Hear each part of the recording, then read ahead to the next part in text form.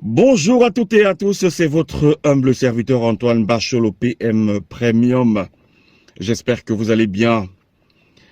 Petite vidéo, mais avant de vous laisser regarder ce pourquoi je sors ce midi, je vais d'abord vous dire quelque chose. Vous savez que lorsqu'on parle de quotient intellectuel, on dit que la moyenne est à 100. La moyenne est à 100 et lorsque vous êtes à 60, lorsque vous êtes déjà à 60 ou à moins de 60, vous rentrez dans la catégorie des personnes bêtes, abruties. Le monsieur, la vidéo, je vais vous passer une petite vidéo, je vais vous laisser la regarder. Je pense que ce monsieur est à 25 de quotient intellectuel, 25. Ça veut dire que la moyenne est à 100. 100, on va dire que non, ça va. 60, on dit, vous rentrez déjà dans la catégorie des gens bêtes, des personnes bêtes. Je pense qu'il est entre 10 et 25. Le mec est bête. Bon, je vous laisse écouter la vidéo, essayez un peu de faire un rapprochement. Je ne sais pas si, selon eux, ils sont sur une enquête. Peut-être ils cherchent encore celui qui a tué Kennedy, je ne sais pas. Les histoires des autres, se fourrer dedans, raconter du n'importe quoi, et c'est toujours la même histoire. Ils rabâchent, ils rabâchent, ils rabâchent. On ne comprend pas ce qu'ils veulent comprendre. Les choses simples les dépassent. Je me demande comment ils vont comprendre des choses aussi compliquées. Parce que beaucoup de Camerounais, oui, ont volé jusqu'à la sécu ici. Avec les actes de Bachot, là, les actes que Bachot, oui, tandis que la sœur de Bachot dit que oui, Bachot, tu es comme moi, tu es comme tel. Hein? On n'avait pas été reconnu par papa, mais ça vient nous sortir l'acte. Beaucoup de Camerounais, je parle de mon Cameroun, beaucoup de Camerounais faisaient quoi? Ils partaient à Paris, parce que vous voyez dans les Ganda, il y a ces gens-là. Vous entendez, va voir le professeur, va voir le professeur. Tu vas peut-être croire que c'est un professeur de lycée, de l'université ou bien de collège. Non, parce que dans son sac-là, il y a le cachet de Papa Poul.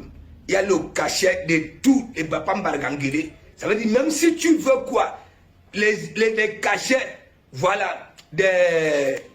comment on appelle ça là Alors, voilà des gens, tu restes comme ça à un certain moment, tu te demandes, mais qu'est-ce qu'ils veulent à la fin? Faire polémique, parler sans jamais s'arrêter? Est-ce qu'ils ne comprennent pas? Est-ce qu'ils sont aussi bêtes que ça? À la fin, on ne comprend pas. Alors, ils ont fait passer le voice de ma grande sœur Agnès. Agnès est libre d'accepter les démarches de mon papa ou pas. Agnès est libre d'accepter ou pas les démarches de notre papa. Elle n'est pas la seule. Il y a des enfants, vous avez entendu, des médecins et ainsi de suite, qui n'ont même pas voulu participer à son histoire, voilà, de paternité, de venir même à son enterrement, de participer même pour qu'on l'enterre dignement. Ils n'ont pas voulu, ils n'ont plus jamais rien voulu savoir le concernant. Mais c'est leur choix. Moi, je n'ai pas voulu mettre mon papa en porte-à-faux. C'est-à-dire que tout ce qu'il m'a dit, tout ce qu'il m'a confié, je l'ai accepté comme un enfant fait, normalement, en temps normal. Je n'ai pas voulu mettre en doute ou alors rejeter ses démarches. J'ai tout accepté. Cet acte, ce n'était pas pour prouver quoi que ce soit. C'était juste pour dire aux gens que arrêtez de mettre en doute la parole de certaines personnes. Parlant d'héritage, je n'ai jamais discuté l'héritage avec qui que ce soit. Je n'ai jamais voulu utiliser ça pour dire je m'en vais prendre ceci, je m'en vais prendre cela. Je répète encore, je ne peux pas le mettre en porte-à-faux. Mon papa, à un certain moment, a voulu me mettre face à mes responsabilités. Abréger les études pour pouvoir me mettre dans le corps. Ça veut dire me mettre dans l'armée. Comme 3 ou 4 de mes petits frères, une sœur et les autres. Et d'autres qui travaillent, peut-être qui ne sont pas dans l'armée, mais qui travaillent dans des services qui sont en lien avec la gendarmerie ou la garde présidentielle, bon bref.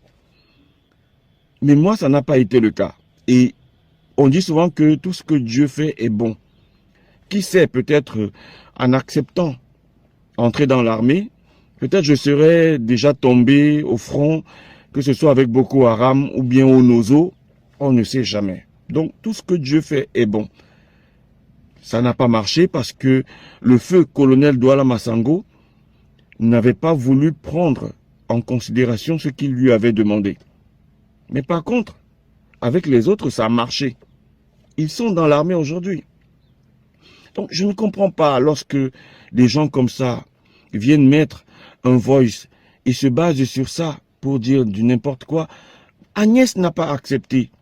Agnès peut-être voudrait qu'on soit tous dans la même position qu'elle. C'est son problème. Je ne suis pas obligé d'accepter et de dire que non, papa n'a pas fait ceci, papa. Et moi, je ne viendrai jamais sur les réseaux parler de ma famille. Je protège ma famille. Je ne peux pas venir dire ce que papa n'a pas fait de bien, ou ce que Agnès n'accepte pas, ou ce que les autres n'ont pas accepté. Donc je ne sais pas pourquoi vous insistez là-dessus. Ce n'était pas ça le sujet dès le départ, c'était autre chose. Restez sur le sujet du départ, parlez des choses un peu plus concrètes. Toi par exemple, le pasteur, tu as 3 frères, vous n'avez pas le même papa. Ça, ce n'est pas un sujet que tu peux développer, que où sont même nos papas? Qui est même le papa de qui? Tu as des enfants avec des mamans différentes. Voilà des sujets que tu peux venir étaler. Tu développes. Pourquoi tu veux parler de la vie des autres? Parle de ta propre vie. Tu as tellement d'histoires à raconter. Et je vous dis ça tout le temps. Chacun de nous a tellement d'histoires à raconter. Ce ne sont pas les histoires des autres qui sont sucrées. Vos histoires aussi sont sucrées. Parlez de vous. Parlez de vous.